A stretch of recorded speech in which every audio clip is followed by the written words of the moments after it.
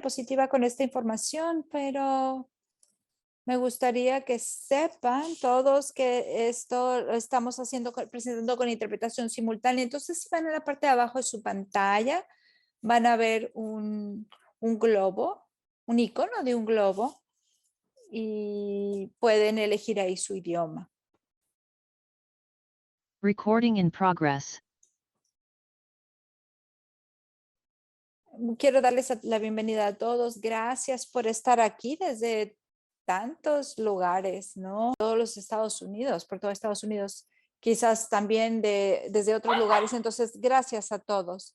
Esta presentación se trata de la evolución del COVID-19, llevando el tratamiento al ámbito de la atención primaria. Estamos en un lugar interesante en nuestra relación con el COVID-19. Es una relación constante, continua, donde mucha de la atención que se hacía en instalaciones como hospitales, ahora se va a las instalaciones de atención primaria y vamos a ver cómo eso se ve, qué significa eso, ¿no? Y cómo podemos manejar y tratar el COVID en ese ámbito. Hoy está con nosotros la doctora Trinidad Solís, que es el Departamento de Salud de Fresno, y trabaja mucho en la comunidad en Fresno y puede compartir ella más sobre su trabajo, pero nos deleita tenerla aquí hoy con nosotros. Y vamos a tener aquí al doctor Laszlo Badera, que es el director médico de Margaret Clinician Network, pero ahorita está de viaje, está viajando en Irlanda y hubo una tormenta, entonces no nos pudo acompañar.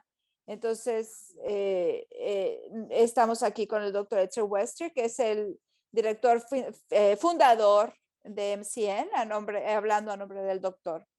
Este webinario lo presentan la Asociación Hispana y Migrant Clinician Network. Ninguno de nosotros tenemos relaciones financieras relevantes que se relacionen con esta presentación, ni tenemos relaciones financieras relevantes con empresas que trabajen en este ámbito, ¿no? En esta área. En el lado de la interpretación simultánea, si no lo han hecho ya, van a ver que hay un globo, un icono de un globo y pueden elegir inglés o español. También ya empezamos a presentar nuestras diapositivas tanto en inglés como en español. Entonces, eso debería haberlo dicho desde el principio, una disculpa, pero cuando van a las opciones de compartir, pueden elegir qué pantalla quieren ver. La mía de Julian Hopwell está en inglés. Y la de Karina González, su pantalla tiene las diapositivas en español. Y entonces, bueno, díganos por favor si tienen algún problema sobre cualquiera de estas cosas, lo pueden poner en el chat y con gusto les podemos dar cualquier asistencia, ayuda técnica que necesiten, ya sea del lado de la interpretación simultánea o para elegir las diapositivas que quieran ver. Muy bien. Y como ya mencionó Marta, esto tiene acreditación tanto para educación de enfermería como educación médica. También con gusto podemos darles un certificado de asistencia para poder tener créditos para cualquiera de esas tres cosas. Necesitan entregar su evaluación post sesión. Brevemente, de Migrant Clinicians Network, para los que no nos conozcan, nuestra misión es crear soluciones prácticas en la intersección entre la vulnerabilidad, la migración y la salud. Trabajamos en la esfera de la comunidad y de la atención primaria. Y la Asociación Médica Nacional Hispana es una asociación que representa a más de 50,000 médicos hispanos con licencia en todo Estados Unidos y su misión es empoderar a los médicos hispanos para que lideren los esfuerzos para mejorar la salud de los hispanos y otras poblaciones desatendidas. Ahora le voy a pasar el micrófono a Ed, que nos va a dar el cimiento, digamos, o sentar las bases de hacia dónde vamos a avanzar este día de hoy y luego le va a pasar el micrófono a la doctora Solís. Muy bien, gracias Gillian.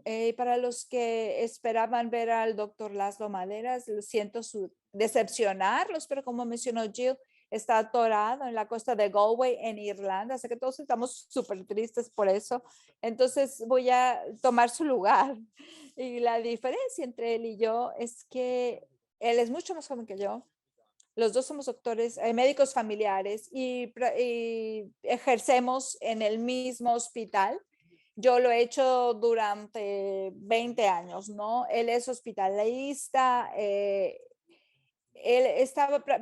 practicaba medicina familiar en los centros comunitarios, pero se acaba de ir al ámbito de los hospitales, ¿no? Y con esto desde COVID, él y sus socios han hospitalizado a más de 3,000 pacientes con COVID en la parte rural de Pensilvania. Entonces, estas son sus diapositivas. Yo las voy a presentar a su nombre y esta es su experiencia. Entonces, él y yo hemos hablado mucho de esto, entiendo muy bien de lo que está hablando y puso esta diapositiva primero, creo, para mostrar cómo nos sentimos, muchos de nosotros, y cómo nos hemos sentido en los últimos 3 años. Y eso es cada vez que creemos que vamos a avanzar, COVID nos jala hacia abajo. COVID ha sido como una ancla que nos jala de los brazos, del cuello, de los tobillos, ¿no?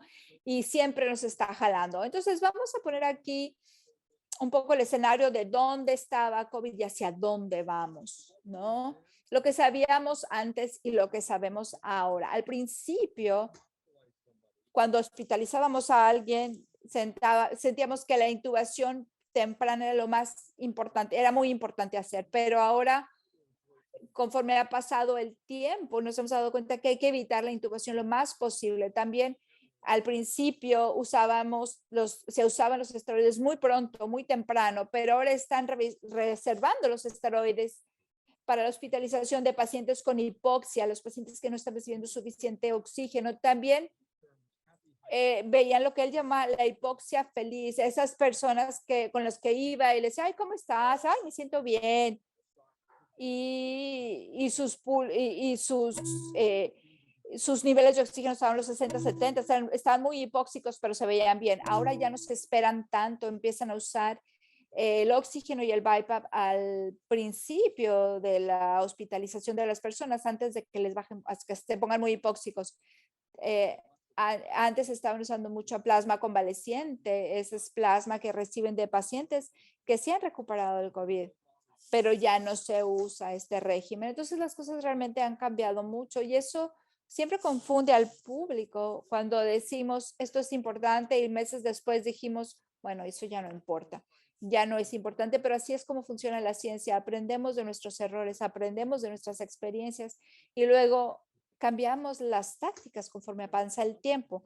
Aquí hay otras cosas que sabíamos antes o que pensábamos antes. Pensábamos que la vacuna cuando salió recién, iba a evitar los casos de COVID, pero ahora nos damos cuenta que no evita los casos. Al principio sí, las primeras semanas después de recibir la vacuna, uno es menos propenso a la infección, pero ahorita estamos dependiendo de las vacunas para evitar hospitalizaciones y especialmente para evitar la muerte. Y eso es algo muy bueno de las vacunas. Si una vacuna puede evitar la hospitalización y la muerte, entonces es una herramienta muy útil. También al principio era principalmente respiratorio. Todos los hospitales, casi todos los pacientes que llegaban a los hospitales se quejaban de problemas respiratorios. Pero ahora los pacientes hospitalizados, además de problemas respiratorios, presentan problemas gastrointestinales y vasculares. Entonces, eso ha cambiado en los pacientes que el doctor Maderas está viendo en el hospital. También pensábamos al principio que uno se infectaba con COVID y luego se le pasaba y una semana, 2 semanas después ya se acabó, ¿no? Pensamos que tenía un inicio y un final definitivos, pero ahora nos damos cuenta que el COVID puede prolongarse durante semanas, meses o incluso años. A eso se le llama el COVID prolongado y vamos a hablar en más detalles sobre eso hacia el final de la presentación. Y ahora, Jill, creo que es el momento de que la doctora Trinidad tome el micrófono, claro. Doctora Solís, ¿nos puede dar un poco de antecedentes de su experiencia y Adelante. Bueno, hola a todos. Soy la doctora Trinidad Solís. También soy doctora familiar. Y durante la pandemia he estado viendo pacientes en un centro de salud bastante calificado en el condado de Fresno. Y para los que no conozcan, Fresno es el condado más grande de la parte central de California. Y también en enero de 2022 me promovieron a oficial de salud, suboficial de salud en el condado de Fresno. Entonces, mi tarea es desarrollar lineamientos de salud para el condado y consultas de salud para diferentes divisiones en el condado para respuestas a brotes no solo de pandemia, de COVID, sino también de las viruela del mono y otras enfermedades infecciosas que no habíamos visto antes en nuestra región y en Estados Unidos. Entonces desempeñó diferentes papeles y el día de hoy quiero hablar con ustedes. Perdón.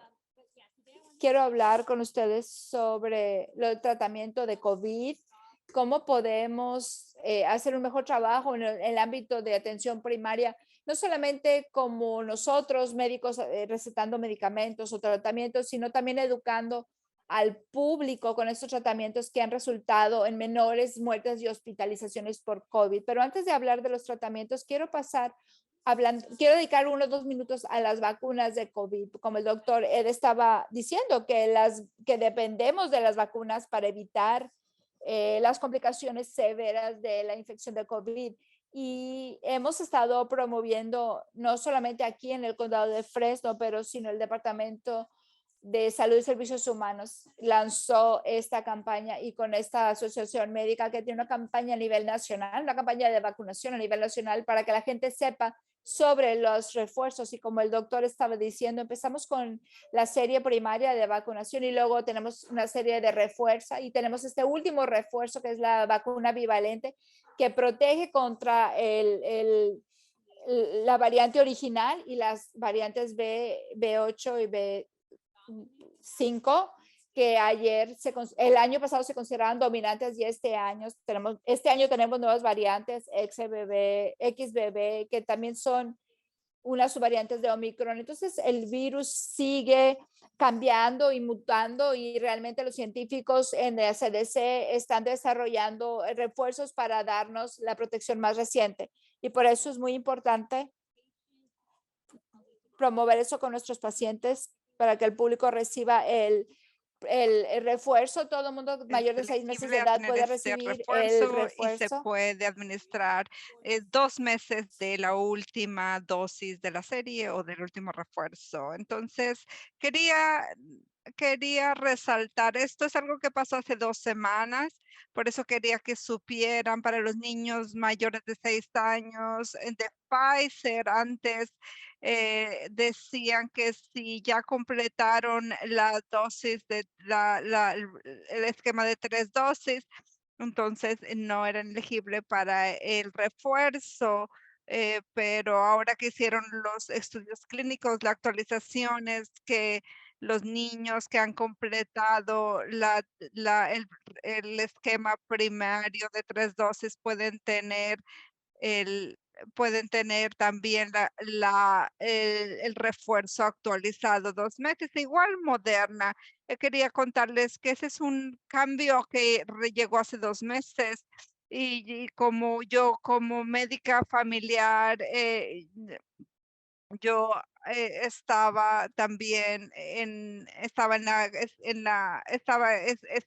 enseñando en la residencia de la Facultad de Medicina y les decía que les preguntaba también que les pregunten a los padres que si están vacunados, porque eso les da protección a los bebés. Y a veces había preocupación de los padres, había información falsa. porque no querían vacunarse. Eso lo vi mucho con las madres embarazadas que pensaban que iban a pasarle el virus a través de la leche materna. Entonces les digo a los residentes y también para mí, si vienen para algo diferente, siempre me aseguro de hablar con ellos, con el paciente o la familia o los padres. Y este también es otra visual. Yo aprendo viendo, entonces tengo esto en mi consultorio. Yo sé que algunos médicos, yo sé que este grupo es diverso, pero me gusta, les puedo mandar el enlace a esta, de esta tabla.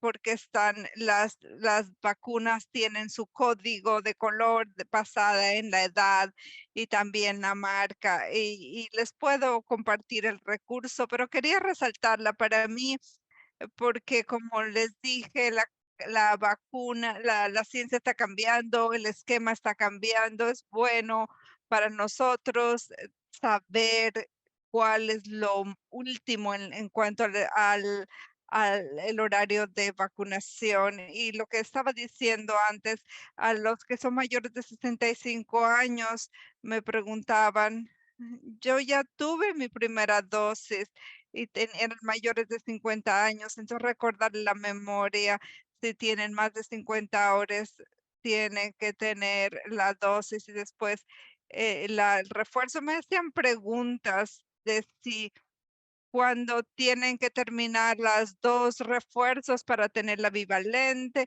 nuevamente el nuevo lineamiento es que si ya completó la serie, entonces puede tener el refuerzo bivalente, no tiene que ir no tiene que ir al otro refuerzo. Yo quiero recalcarlo porque nos preguntan eso frecuentemente. Y ustedes también como en el trabajo de educación que hacen o también como proveedor primario es bastante útil. La siguiente, yo voy a cambiar ahora y voy a mandar de vacunas a tratamientos. Siempre animo a los pacientes a tener un plan. La mejor manera para para prevenir es vacunarse, pero si se infecta con COVID, es bueno tener un plan. La razón por la cual quiero hablar hoy de hablar sobre el acceso al tratamiento es porque las investigaciones muestran que hay una disparidad racial y étnica para el tratamiento y quería también resaltar este estado que salió de CDC. Pueden ver a los autores que se llama Disparidades de tratamientos de COVID y fue en julio de 2022 y miraron más de 700 pacientes, la mayoría eran más de 20 años y miraron desde abril a julio de 2022, estaban mirando el uso de Paxlovid y mencionaron que los pacientes mayores de 20 años, el 36% serán menor en los pacientes negros y 30% menor en los pacientes hispanos comparados con los no hispanos. Y mencionaron los del estudio que habían también varias razones, podrían ser barreras lingüísticas, de transporte, pero también educación, no solamente de los proveedores, sino también de los pacientes. Por eso, para este seminario virtual, uno de mis objetivos es mejorar la educación, aumentar la educación, porque a veces educar no solamente a los proveedores, sino al público también ayuda a mejorar las disparidades raciales y étnicas en el tratamiento. Aquí quería mirar cuáles son los tratamientos o que se ofrecen para los pacientes. Hay un panel de lineamientos para tratamiento de COVID, y en cuanto a la preferencia, en cuanto a la efectividad y como pueden ver, antes de adentrarme en esto, en los meses pasados, como está cambiando el COVID, del virus y también la resistencia.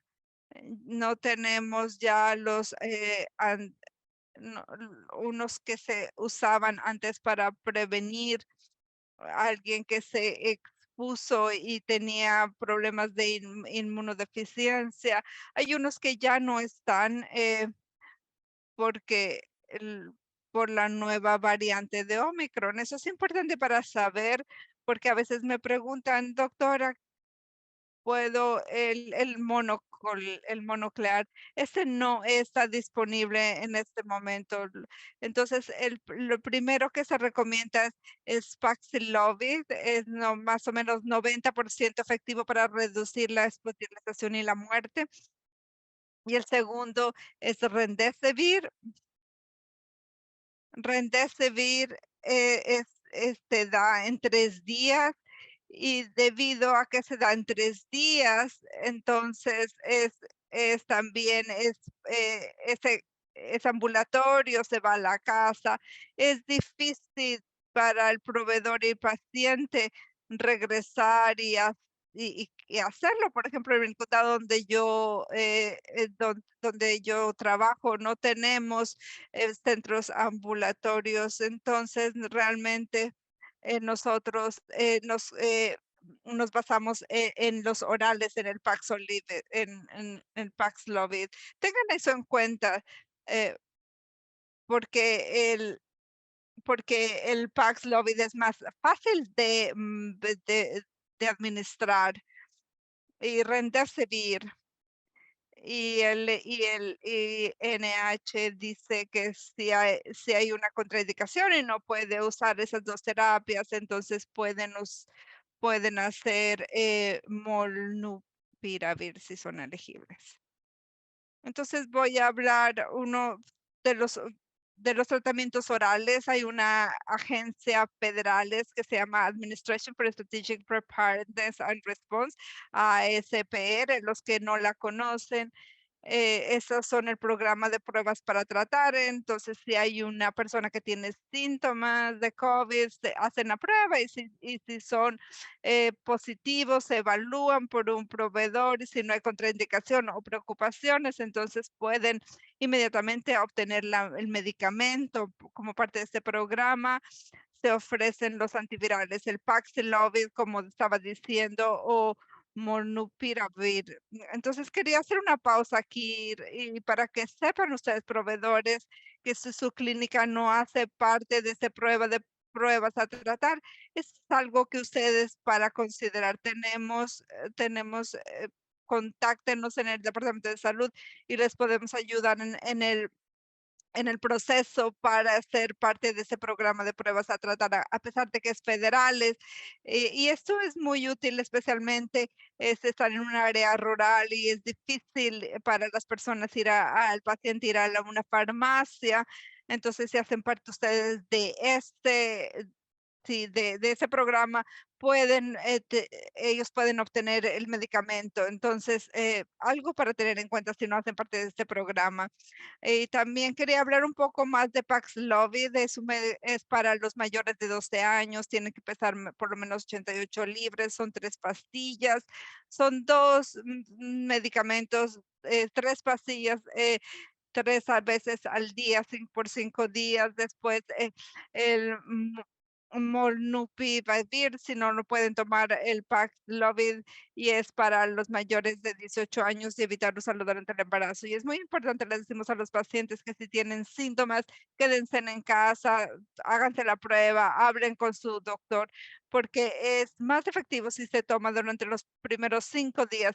Y esta es la CDC para quienes son los de alto riesgo, porque los estudios muestran que estos tratamientos son muy efectivos en los individuos que están en alto riesgo de desarrollar complicaciones por COVID. Por ejemplo, si son mayores de 50 años, si tienen cáncer, una enfermedad renal, hepática, pulmonar, diabetes, obesidad, afecciones cardíacas, inmunocomprometidos. Nuevamente, muchos miembros de la comunidad se enmarcan en estas categorías, especialmente en comunidades como hispanas, donde hay la diabetes es prevalente. Y como una médica primaria, es muy importante que tener en cuenta también eh, a los mm, a ustedes también a educar a los pacientes. Y si uno mira los datos de CDC, ¿quién está muriendo de COVID? Aumenta con la edad realmente. CDC dice que si tiene 50, pero si uno mira, lo comparta de 50 a 60 y 70, desafortunadamente la tasa de mortalidad aumenta y también con las personas inmunocomprometidas. Y, y entonces es muy importante pensar en esto. Entonces, como una doctora de atención primaria, les digo, si especialmente si tienen un paciente de edad y también inmunocomprometido, tratarlo y también trabajar con su especialista si ellos están tomando eh, quimioterapia, si tienen que hacer otros asuntos como eso. Una pausa. Hay un par de preguntas que están llegando. ¿Podemos esperar o al final? Yo diría al final. Sí, unos minutos más. Otro punto para considerar, y esto es más para los proveedores que están en el seminario, cuando prescriban los tratamientos antivirales, porque yo a veces participo en reuniones con los centros cualificados federales aquí en el condado y a veces hablan que dudan en prescribirlos, por ejemplo, Paxlovid. Hay muchas interacciones con otros medicamentos para considerar eso les preocupa a los proveedores. Esta es una herramienta que yo encontré que me parece que es útil y la comparto como nosotros parte de este programa de probar para tratar. Pueden mirar esta herramienta y lo común es que es la medicamento de colesterol. Entonces, por ejemplo, si quieren dar Paxlovid, le dan recomendaciones cuando no hacerlo. Y otra interacción es, por ejemplo, con las de para la medicina para la presión. Entonces, esos son los más comunes que se enfrentan y dan sugerencias que tal vez tal vez quiere reducir la dosis. Hay unos medicamentos que son contraindicados, entonces se evita y tal vez va con el siguiente, como les dije, y nuevamente para las personas comprometidas, inmunocomprometidas. Allí es cuando van a tener que trabajar normalmente con sus especialistas, sus oncólogos, para que puedan juntos diseñar un plan para el paciente. Y les quiero recordar también que Paxlovid viene en una dosis para las personas con insuficiencia renal moderada y no es recomendada para las personas con insuficiencia renal y hepáticas graves. Y nuevamente, estoy hablando mucho en Paxlovid porque ese es el que se considera el de primera línea, el más efectivo tratamiento antiviral con el que contamos actualmente, pero como dijeron, no pueden haber interacciones entre los medicamentos y por eso puede ser que el paciente no sea elegible. Eh, eh, mm, la siguiente. Y nuevamente, esto me preguntan mucho sobre los efectos secundarios y como proveedor quiero recomendar compartir el más común, lo que dice, a veces no piensan, a veces la gente se asusta y no quiere, pero es importante sopesar beneficios con riesgos.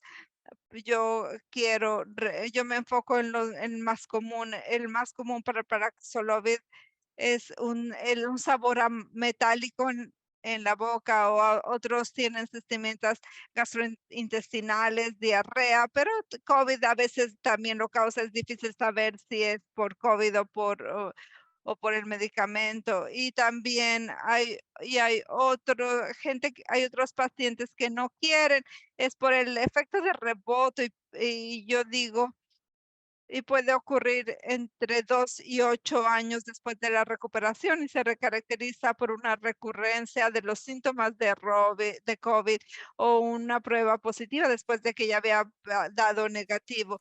Es raro, antes era 1%, pero ahora parece cuando hay más información, vi un estudio anoche que puede ser como el 5%. Eso ha buscado mucha atención, como vieron en los medios. Creo que el presidente Biden tuvo rebote, Fauci también. Entonces, esa puede ser la razón por las cuales los pacientes no quieren, pero lo que estudian, lo muestran los estudios es que a pesar de que tienen el rebote, reduce los riesgos de ser hospitalizados y morir. Y seguro, y si no toman el medicamento, pueden tener efecto rebote, puede suceder. Creo que es muy importante educar al público en eso, ¿no? Incluso sin tratamiento puede uno tener el efecto rebote. No quiere que tener el efecto de rebote no quiere decir que no te haya ayudado, sino que puede reducir también el riesgo de muerte y hospitalización. Y cuando hay un paciente que tiene un efecto de rebote de COVID-19, los lineamientos actuales son que se tiene que aislar otra vez durante 5 días y dependiendo de si mejoran los síntomas o no pueden dejar de aislarse. En general, no volvemos a tratar con más medicamentos.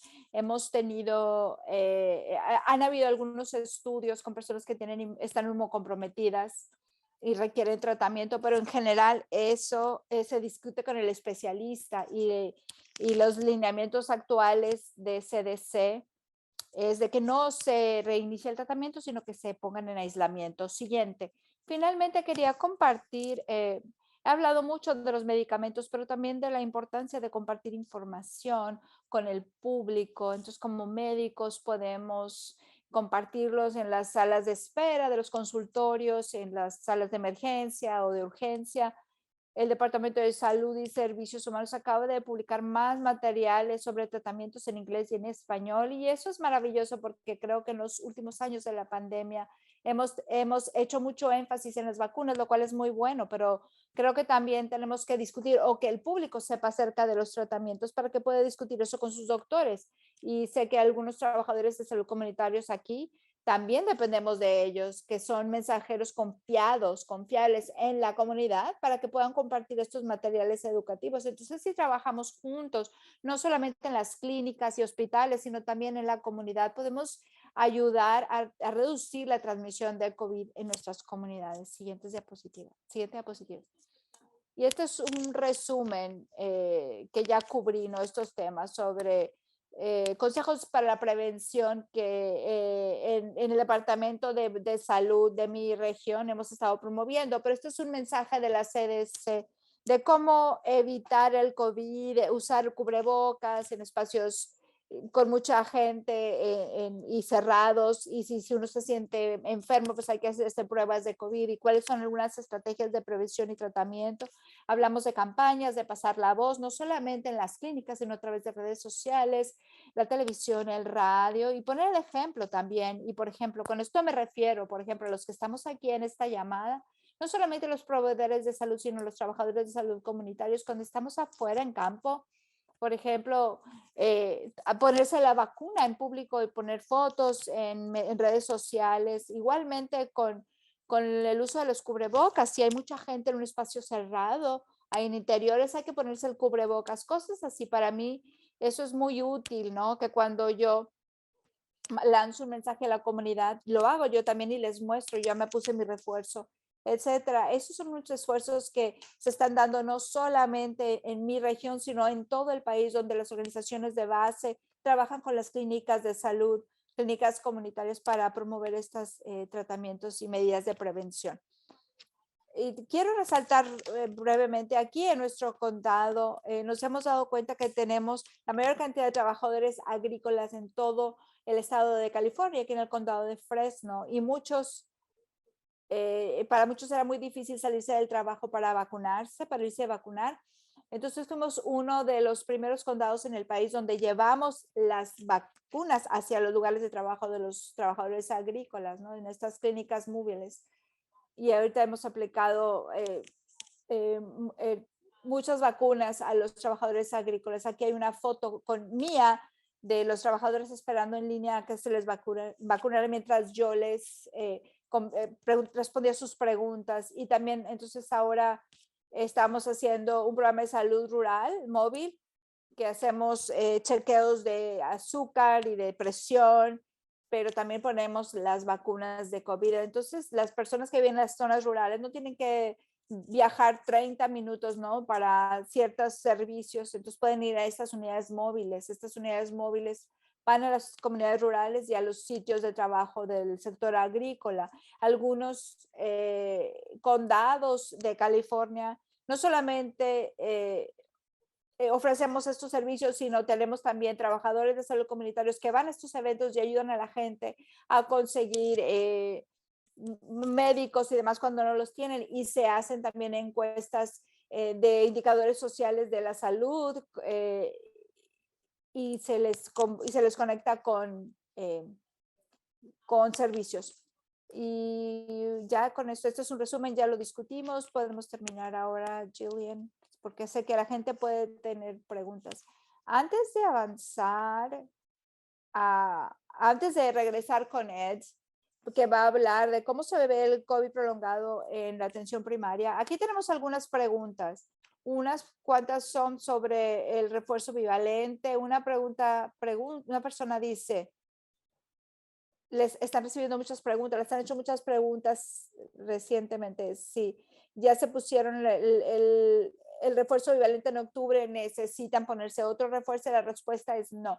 Ese refuerzo se pone una vez, no es como que cada 2 meses hay que ponérselo. Entonces, ese refuerzo apenas salió en el otoño. Entonces, si alguien ya lo recibió, es lo que necesitan en este momento, pero nuevamente estamos investigando, haciendo investigación ahorita. Entonces, a mí me preguntan si esto es algo que se va a tener que poner cada año, como la vacuna de la influenza. No lo sabemos, estamos estudiando a ver cuáles son los variantes más recientes. Entonces, por ahora el refuerzo bivalente se pone una vez. Aquí hay otra. Si alguien...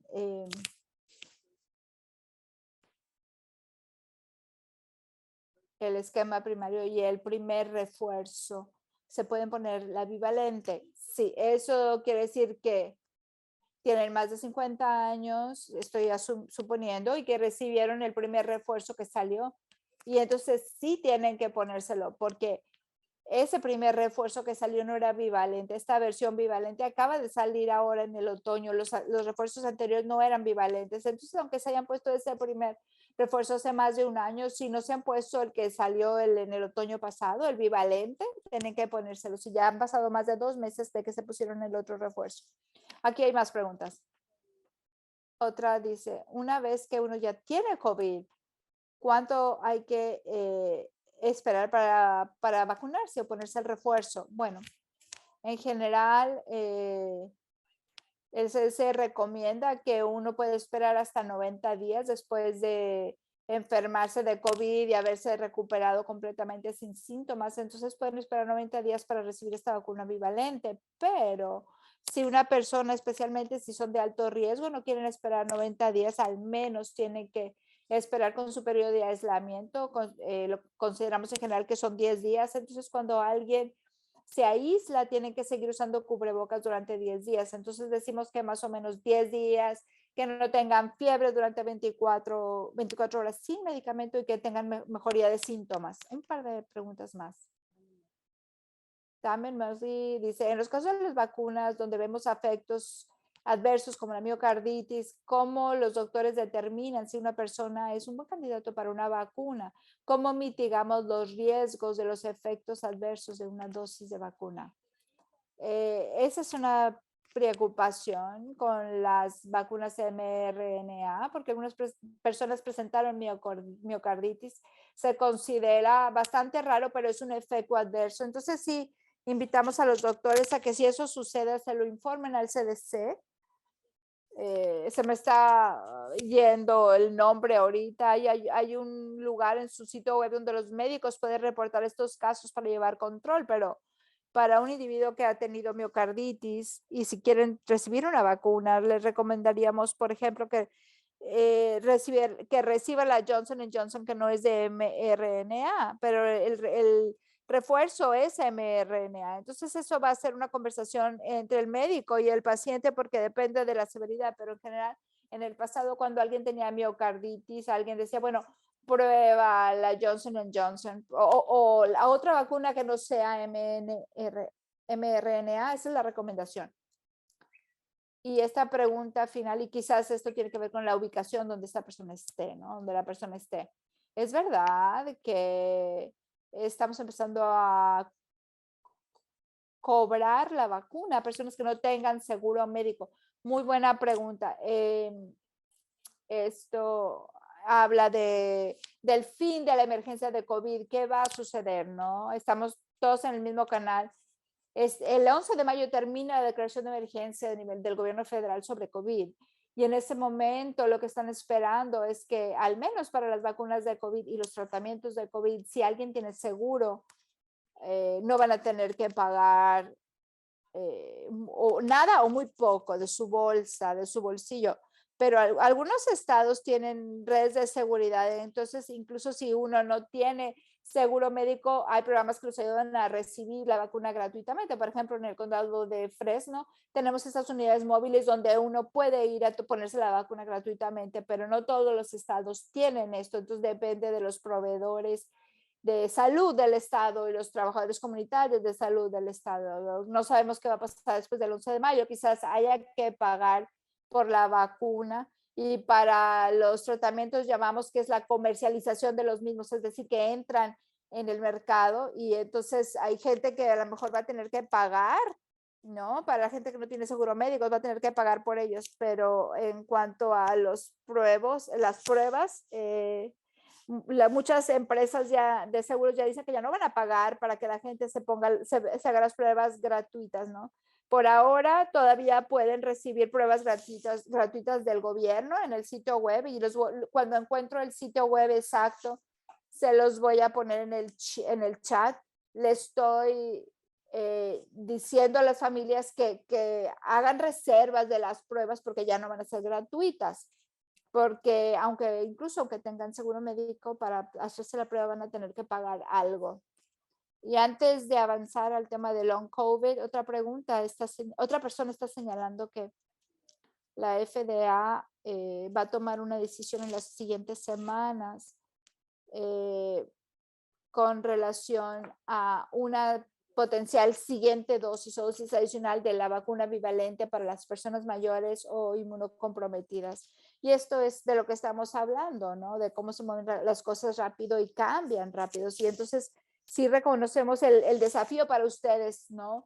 De tratar de comunicar todo esto. Gracias al que nos lo haya compartido, es útil saber esto. Reconozco que para los proveedores de salud y trabajadores de salud comunitarios es difícil estar al día con todos los lineamientos cambiantes, ¿no? Cambian rápidamente y los felicito por estar aquí. Gracias, porque incluso yo sigo aprendiendo y estoy muy emocionada de estar aquí para poder compartir estrategias para seguir mejorando y compartirlo llevarlas a nuestras comunidades, ¿verdad? Ahora le voy a pasar el micrófono al doctor Sarah West, el doctor Ed, que nos dirija en una discusión sobre el COVID prolongado, que es un tema importante y que se centra ahora en el ámbito de la atención primaria. Adelante. Un comentario sobre la última pregunta, Joe. Y por eso en Gran Bretaña y en otros países europeos ya están haciendo eso. Están dándole el segundo refuerzo a los pacientes que son adultos mayores y los que tienen problemas con su sistema inmunológico. Entonces eso ya está sucediendo en otros países y por eso la CDC está considerando eso, que para estos pacientes de alto riesgo se considere un segundo refuerzo bivalente.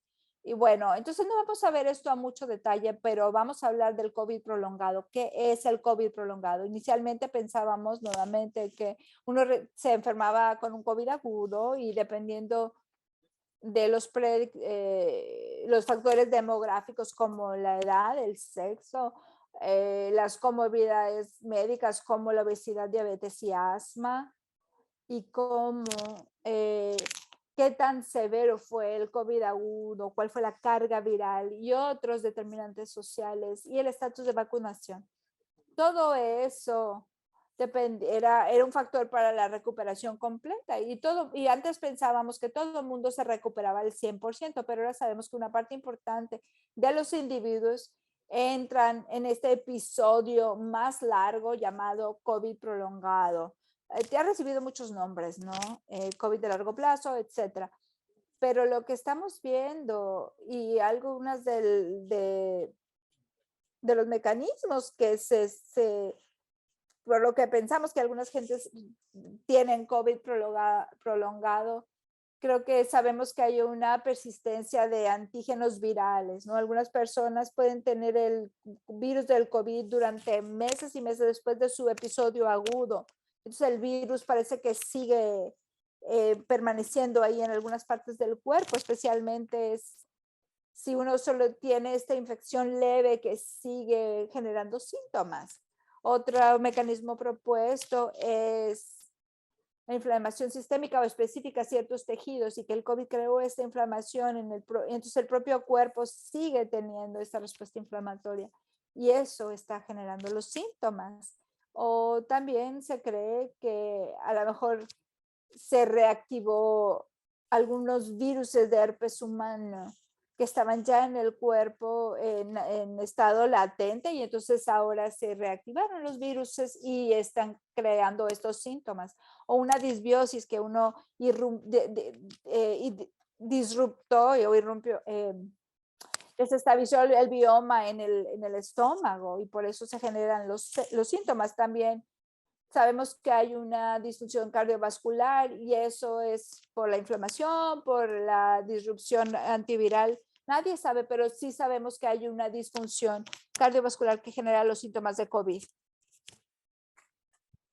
Y parece que también hay algo que es pacífico a SARS-CoV, de una respuesta inmunitaria que está creando una respuesta inmunitaria y eso le está dando los síntomas.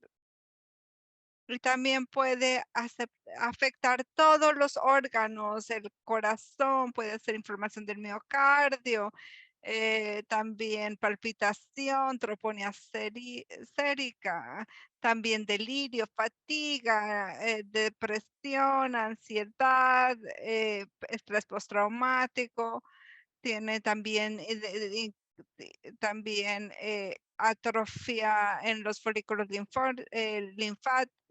linfoides, linfocitos T y B, también los vasos sanguíneos, coagulopatía, microangulopatía, también en el tracto gastrointestinal, diarrea, náuseas, dolor de la garganta, los riñones, insuficiencia renal aguda, los pancreates, lesión pancreática y en los pulmones disnea, dolor del pecho. Y todos los órganos pueden estar comprometidos con el COVID prolongado. Entonces, lo que lo pueden sentir los pacientes es que el COVID agudo puede durar las primeras 3 semanas y después el COVID post agudo después de las 3 semanas. Entonces, ahora se define el COVID prolongado como después de 3 meses de la infección aguda. No se sabe un plazo en el que termina. Puede pasar un año y todavía tiene, y pueden afectar múltiples órganos, los pulmones, el cerebro, la circulación, el corazón. Y entonces, ¿cuáles son las características asociadas con COVID y COVID prolongado? Primero puede mirar uno a los determinantes sociales de la salud. Parece que hay algunas características de los individuos que parece que están asociadas con el COVID prolongado. Si alguien tiene problemas de uso de sustancias, alcohol, tabaco o a otras sustancias, asuntos culturales, el idioma, inestabilidad política, si tiene inseguridad, si está preocupado por el cuidado de los niños, asuntos legales, inmigración. Si la base de la salud es pobre, si tiene problemas, si tiene dificultades para acceder al servicio de salud por el costo, también por la distribución geográfica, si tiene inestabilidad de la vivienda, si está hay hacinamiento, o también está en inseguridad alimentaria o desiertos de alimentación, o si está también en riesgo y no tiene acceso a los equipos de protección, si tienen problemas de acceso también. Y en la parte externa también la desigualdad en la salud y el racismo estructural, eh, todo esto hace que las personas que tienen COVID sean más susceptibles al COVID prolongado. Ahora estamos lo que es lo que se miró.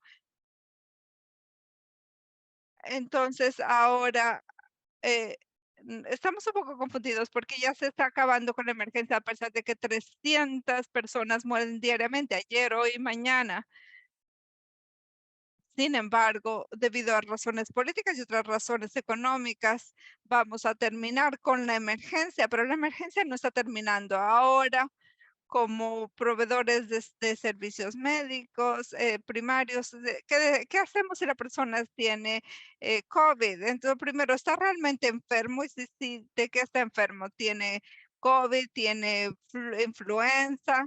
Tenemos todavía que hacer el diagnóstico. Después tenemos que hacer una prueba. ¿Qué tipo de prueba? ¿Dónde la van a encontrar? Después hay que esperar los resultados y a veces la espera puede ser 15 minutos o 2 días. Y si la persona es positiva hoy, ¿qué le va a decir a la persona? Puede aislarse si es un adulto. Hay muchas decisiones. Tiene que ir a trabajar, la gente tiene que trabajar. O usar máscara, le dice al empleador, se aísla. ¿Y qué tal cuidado de los niños o de los adultos mayores?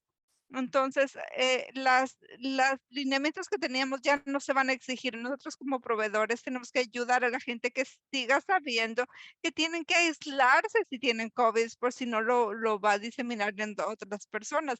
Si el niño es positivo, ¿cómo aislar a ese niño? ¿Quién va a cuidar al niño? ¿Cómo aprender rápidamente qué hacer? Como el tratamiento para confort. Hablen con su médico de cabecera. Tal vez tienen antivirales, tal vez Paxlovid. Una vez cuando van a las a la sala de urgencias o de emergencias, ¿cuáles son los problemas subyacentes? ¿Cuáles son importantes? Todo eso es importante tenerlo y son individuales, con su proveedor individual. Y los trabajadores comunitarios de la salud pueden ayudar a buscar esas respuestas. La la persona califica para el tratamiento, van a tener que pagarlo y tienen que empezar en 5 días, y todo va a ser un poco más complicado porque ya no estamos en la emergencia. Nuevamente, ¿cuántas personas realmente están sufriendo por COVID prolongado? Esto salió en el estudio hace muy poco, y dice que 1 de cada 5 adultos tiene una condición que puede estar relacionada con su enfermedad de COVID previa, y nuevamente todos los síntomas. Ahora, esto está cambiando, como dijo la doctora Solís, y nos estamos dando los hechos lo que sabemos, el marzo 25 7 a las 2 de la tarde, hora este. Esas recomendaciones son para hoy. Pueden cambiar la próxima semana, el próximo mes, cuando tengamos nueva información, pero por ahora, ah, de cada 5 adultos que tiene un problema de salud puede estar relacionada con un problema de COVID. Pero si tiene un problema, no asuman que se debe a COVID si tiene un problema de los pulmones.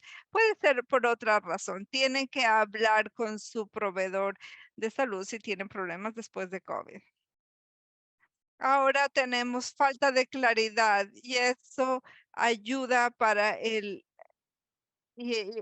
también con el entendimiento de qué es COVID prolongado, porque no hay una definición, no hay centros especializados. A pesar de que hay movimiento en esa dirección, los trabajadores de la salud y la familia eh, también pueden recibir los síntomas de la persona con escepticismo, frustración debido a que no se han establecido definiciones concretas y protocolos claros. Hay que escuchar a estas personas que llegan con síntomas después de que tuvieron COVID y asumir que puede deberse, no descartarlos, escucharlos y tratar de encontrar qué está pasando. Y también hay espera largo para obtener servicios, incluso si viven cerca de un centro. Entonces, te la devuelvo a ti, Jill.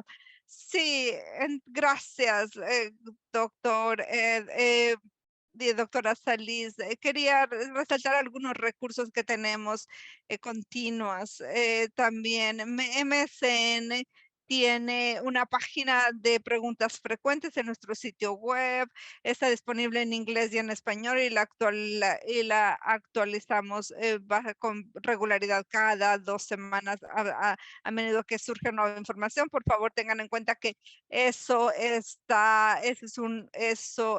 un recurso y les vamos a dar estas diapositivas en inglés y en español. También tenemos mm, un, un- también tenemos otros materiales en múltiples idiomas sobre educación y la Asociación también de Médicos Hispanos también tienen recursos, vayan a su sitio web, pero quería resaltar que una de las cosas que hemos hecho como MSN en los proyectos es crear eh, también materiales que pueden ser editados y pueden insertarlos, llevarlos a la comunidad, insertarlos y usarlos. Hay mucho en en nuestro sitio web, manuales, y quería que supieran eso. Y tengo algunos minutos para preguntas. Voy a poner el enlace de la evaluación, pero también pero también pueden usar el código QR y hacerlo. Que tenemos un par de minutos para preguntas. Si tienen algo para la doctora Solís o también para para el doctor Surwester. Y también vamos a tener otro, vamos a estar hablando sobre la desinformación y vamos a mirar más profundamente también el COVID prolongado. Vamos a hacer también un trabajo adicional en la intersección entre la salud mental y COVID, mirando el sitio de trabajo y entonces hay muchas cosas que van a venir y los animo a que aprovechen. Tenemos un par de minutos para preguntas si alguien las está escribiendo.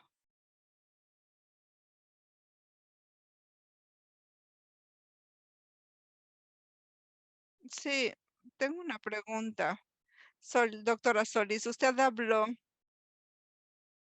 no me acuerdo de la manera para el enlace para saber si uno está en el programa que te puede dar servicios gratis para tus pacientes. Sí, sí, yo pienso que alguien lo puso en el chat. No es la prueba de COVID. Estaba pensando, ay, lo siento. Necesito regresar aquí a las diapositivas. Ay, yo de hecho lo puedo hacer.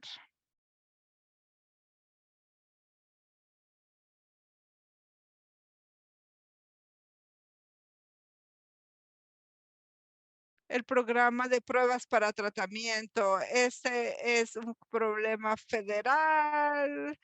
Sí, es un programa federal.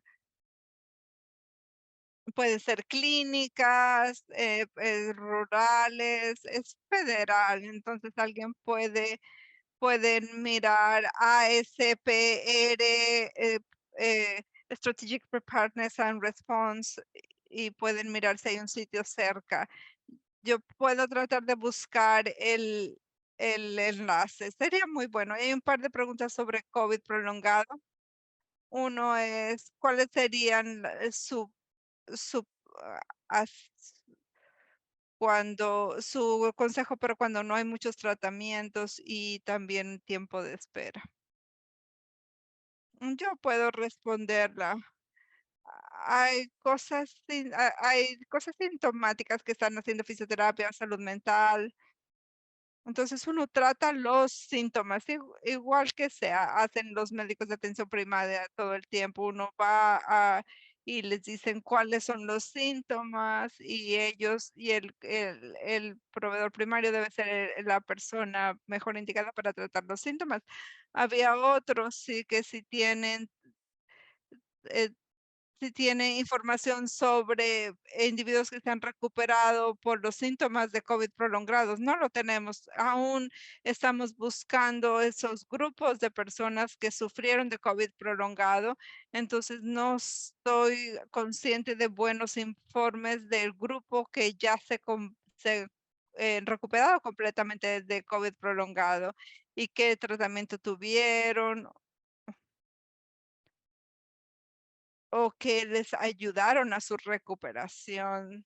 Tal vez la doctora Solís lo tiene. Estoy de acuerdo, no estoy familiarizada con ningún informe reciente, pero como proveedores primarios, en lo que mencionó, tratar los síntomas, pero es como en las áreas metropolitanas donde tienen también clínicas de COVID prolongados que están tratando de hacer más investigación y aprender más sobre eso. Yo sé que en California tienen en algunos campos universitarios que están trabajando con los departamentos de salud para hacerlo. Nosotros no tenemos en mi región una clínica de COVID, pero es algo para mirar en su región porque sé que varias regiones lo están haciendo. Yo he visto en Nueva York hay varias clínicas de COVID.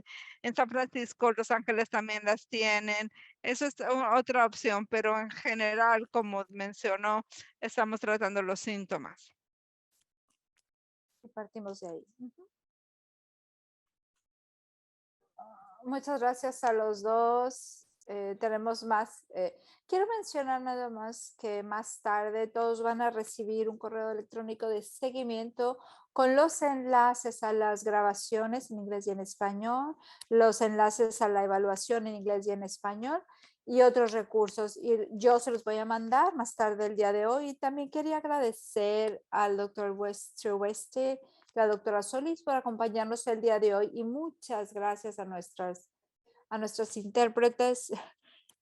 Gracias, que por ellas podemos escuchar esto en español. Jillian, gracias. No sé si hay algo más que agregar. Bueno, gracias a todos, que tengan un súper buen día y nos vemos pronto. Gracias.